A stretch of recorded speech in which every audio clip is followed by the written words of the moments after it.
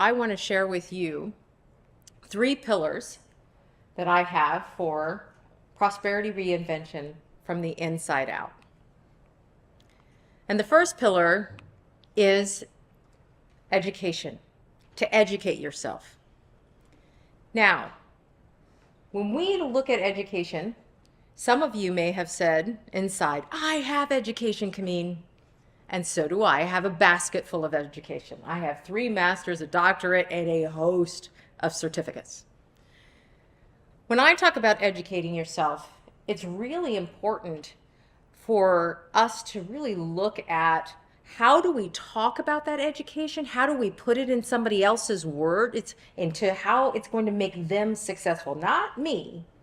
How do I use those degrees in their world? And that's whether it's corporate or you're working for yourself.